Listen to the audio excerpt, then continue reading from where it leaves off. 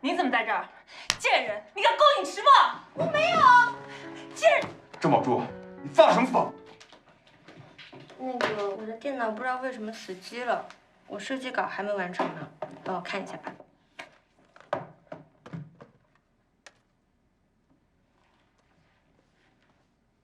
哎，赵姐，郑小姐，等会儿，郑小姐，迟墨呢？迟墨在里边呢，你有事吗？我帮你通报一声。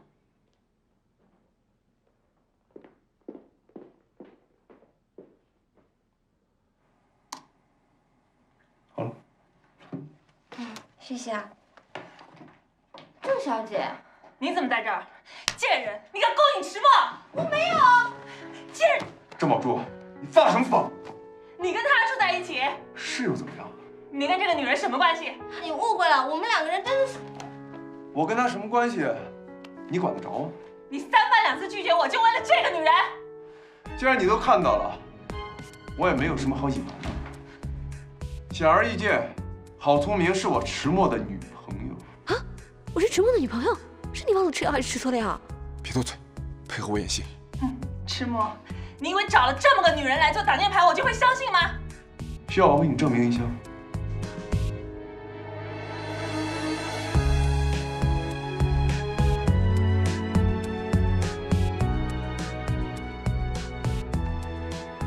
迟墨，你欺人太甚！你占我便宜！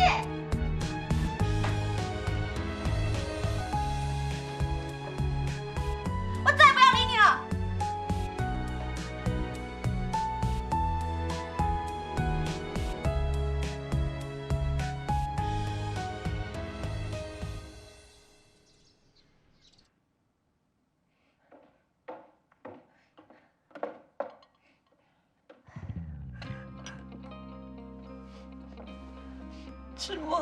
迟墨被那个女人迷住了。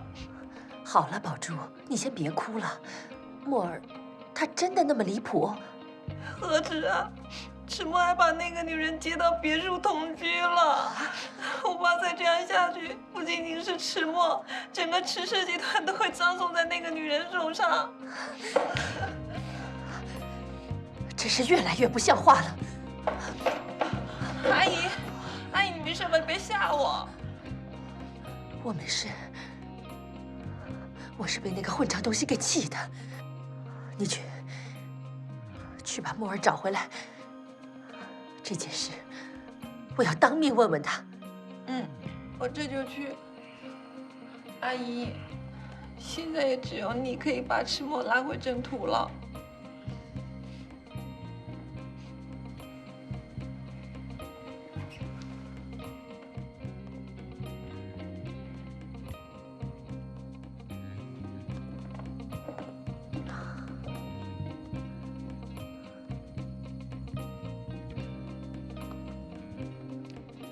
就按照你的思路，做一个本季度的企划案给我。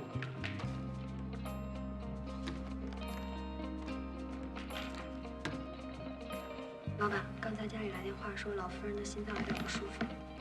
什么时候事？今天上午郑小姐去我家里以后，老夫人的身子就不爽快了。郑宝珠，又是他。今天先这样，3会。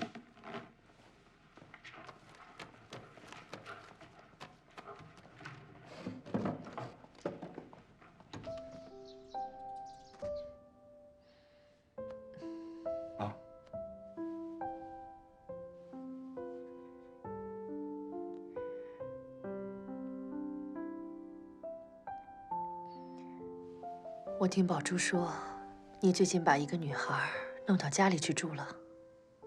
他怎么说？她没说什么，只是说，自从你跟她分手之后，就一直没再搭理过感情上的事儿。既然你已经做了选择，我总该听听你是怎么想的吧。那个女孩家里是干什么的？就是很一般的家庭。一般人家的女孩能被你看上，那她样貌、学识方面一定有什么过人之处。没什么过人之处，就是普通到不能再普通的女孩，扔到人堆里都找不到那种。那你选择她，而不选择宝珠，我倒是想见识见识这个叫郝聪明的女孩。好，那我就带她来见你。再喝点吧。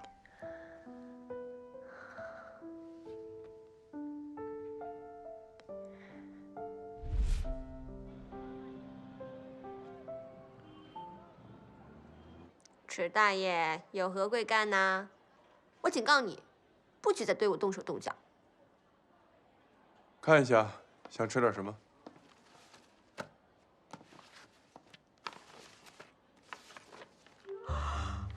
这么贵！事先说好，这顿饭是不是你请？放心，这家餐厅属于池氏的，这顿饭我请你，算是谢谢你昨天晚上配合我在郑宝珠面前演的那出戏。算你还有点良心。这么多好吃的，点什么好呢？给我来一份龙虾餐，谢谢。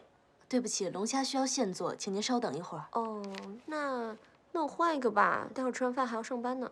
一客龙虾餐。公司那边我已经给你打过招呼了，下午跟我出去办点事情。那我先不点了，谢谢。我说呢，原来这是一场鸿门宴，请我吃饭是有目的的。你晚上跟我回家。什么？回家？你有什么阴谋？作为我的女朋友跟我回家，我妈要见你。哈？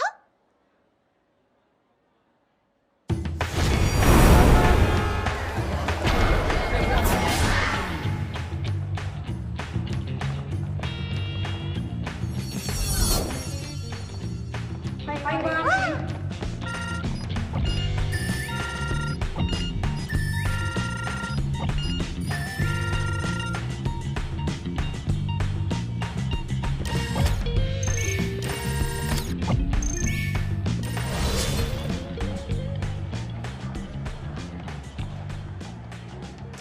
干嘛呢？口水都流下来了。补品。你真的打算空着手见我妈？你是让我现在这个样子去见你妈吗？你看我昨天澡也没洗，头发乱七八糟的，还有我好久没有拔黑头了，你看我鼻子。有什么问题吗？怎么能这样见你妈妈呢？人靠衣装，啊，再让我打扮一下。让你穿上龙袍也不像太子，衣服什么的还是别浪费了。怎么就浪费衣服啦？好歹我也算五官端正，皮肤白皙，没有胖成猪，也没有瘦成柴。这个人真是不知好歹。我好好打扮一下，也是为了给你留面子。